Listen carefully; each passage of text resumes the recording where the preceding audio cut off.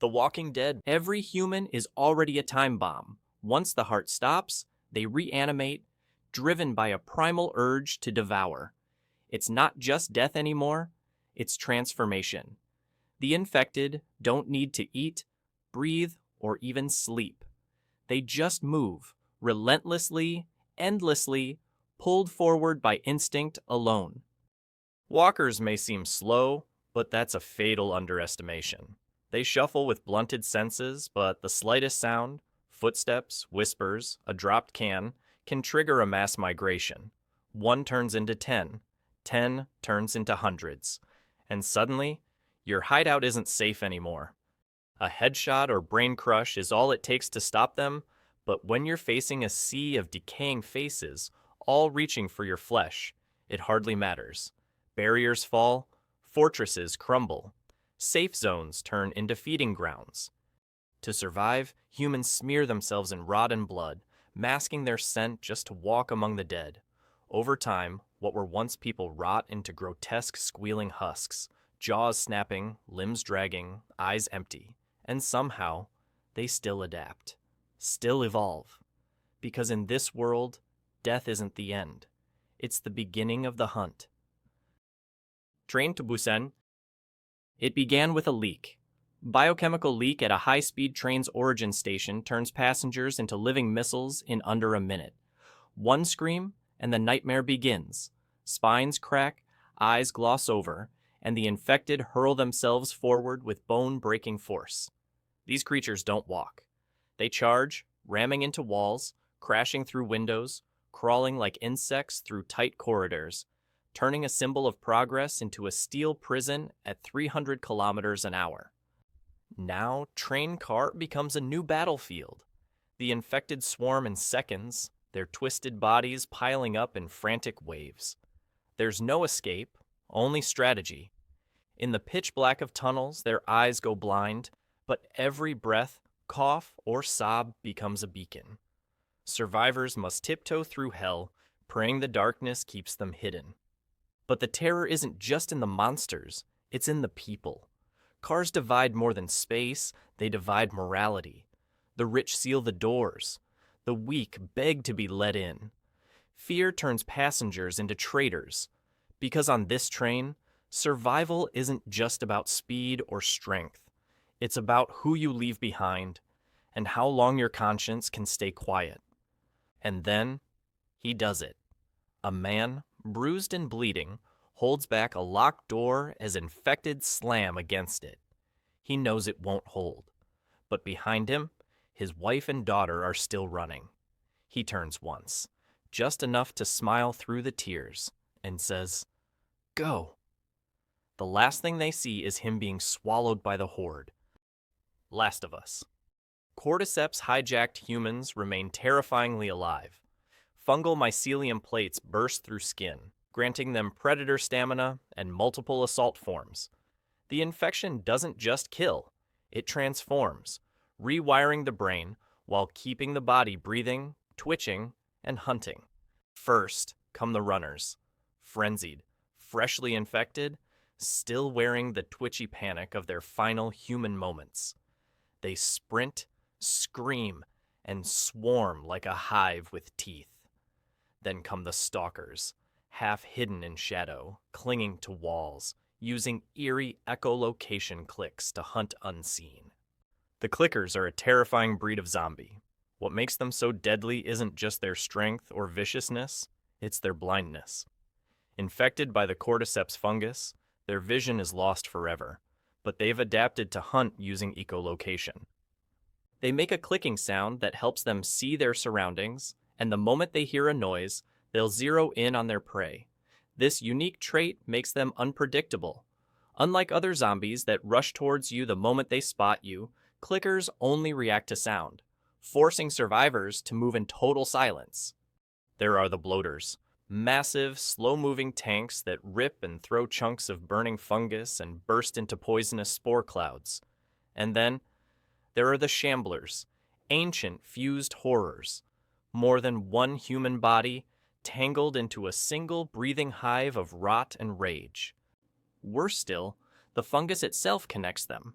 Step too loudly in an old subway tunnel, and a single touch can awaken an army. You're not fighting individuals, you're disturbing a living network. Black Summer Netflix. These aren't just your average sprinting undead. These are disease-amplified savages fueled by pure primal rage. They don't just run, they leap fences, scale walls, and tower over cars, closing the gap in a blink. But their speed isn't even the worst part. They hunt. These creatures move like a coordinated pack of wolves, always in sync, always one step ahead. And it's not just their agility that makes them terrifying. They climb, smash, and tear through anything in their path. Vehicles become death traps as they swarm around them, pounding on windows and dragging survivors out with horrifying precision. A bite, scratch, or even a bullet wound won't slow them down. They keep coming, shrieking in pain and rage like they don't even feel it. When the lights go out, things get worse. The darkness is just the calm before the storm, a countdown to when the savage pack descends. They can hear your breath, smell your fear, and every corner could be their next ambush. There's no cure in sight, no rescue. Survival is all that matters, and in this world, if you run out of stamina, you don't just die. You become someone else's meal. The outbreak is spreading fast, leaving civilization in ruins, and the survivors are left fighting tooth and nail for every last breath. Resident Evil. The Umbrella Corporation's bioweapons evolve with every new viral strain, and each one is worse than the last. First, you've got the shambling T-virus zombies, easy enough to deal with if you're quick. But then things get worse. Enter the Tyrants. Massive, unstoppable monsters that can tear through walls like they're made of paper. And then there are the Lickers, terrifying, acid-spitting creatures that can hear you from miles away. And let's not forget Mr. X, the shape-shifting nightmare stalking you through the halls, tracking every gunshot. These zombies aren't just mindless. They learn, adapt, and become harder to kill. Later on, we see Umbrella's twisted experiments go even further, creating plant-fungus hybrids and electrified mutants that fry anything in their path. What was once a lab or mansion now becomes a deadly maze, each room more dangerous than the last. Surviving these things takes more than ammo. It's about using the environment, laying traps, and keeping your wits. Only the bravest or the most desperate can make it out alive. World War Z. In Max Brooks' 2006 World War Z, the undead don't shuffle alone. They move en masse, piling up like living siege engines at every choke point.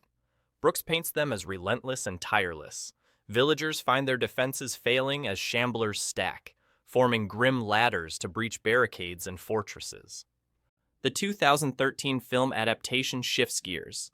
Witness the Jerusalem wall scene, where desperate survivors, Mossad operatives and civilians alike, huddle atop the ancient Zion Gate.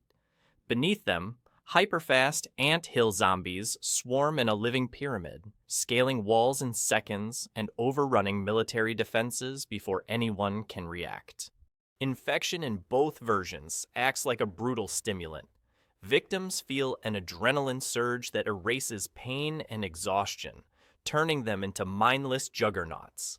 Entire cities collapse under cascading outbreaks as the undead adapt to traps and tactics with chilling intelligence. Here, survival is never guaranteed. The zombies outnumber us, learn our moves, and evolve with every failure. Police, civilians scramble, firing at the horde. In this world, safety is a fleeting illusion. One misstep, and humanity's last stronghold falls into the hungry swarm. Days Gone.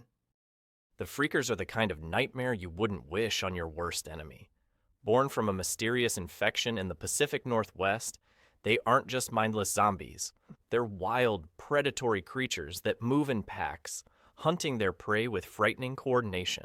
They can leap from rooftop to rooftop, and when night falls, they swarm any unlucky soul who's dared to make camp. You know, the worst part is, They can sense heat and movement, so even the slightest misstep could be your last. There's more to them than just mindless aggression. Newts, for instance, are smaller but just as deadly. They're quick, dog-sized hunters that creep through the shadows, waiting for an opening. And then there are the breakers, giant, hulking monsters who smash through anything in their path. Getting stuck in one's path is a death sentence. To survive in this brutal world, you'll need more than just weapons. You'll have to become a master of guerrilla tactics, using traps, stealth, and hit-and-run strategies just to stay one step ahead. Every day is a fight, but it's the only fight you've got. Left 4 Dead. The green flu didn't just create zombies, it built a brutal ecosystem. The infected aren't slow or shambling. They're furious, fast, and unpredictable. The common infected move in massive swarms, triggered by noise, light, or even a misstep. But it's the special infected that turn panic into pure chaos. The boomer, bloated and dripping with bile, explodes on death, covering survivors in vomit that attracts hordes like a dinner bell. The hunter crouches low, then pounces with a predator's precision, ripping through flesh before you can scream. Smokers hide in the shadows, snaring victims with a grotesque, lashing tongue, dragging them into the unknown. The charger barrels through like a mutant bulldozer, slamming victims against walls. Spitters melt the floor beneath you with corrosive acid. And then there's the jockey, a cackling freak that jumps on your back, steering you straight into danger like a sadistic jockey on a death ride. From viral infections to cosmic parasites, these undead nightmares show just how our fiction can push fear. If you enjoyed this breakdown, hit like. What's your pick for the deadliest zombie ever?